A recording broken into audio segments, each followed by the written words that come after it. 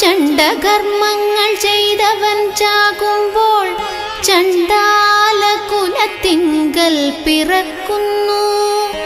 അസുരന്മാർ സുരന്മാരായിടുന്നു, അമരന്മാർ മരങ്ങളായിടുന്നു.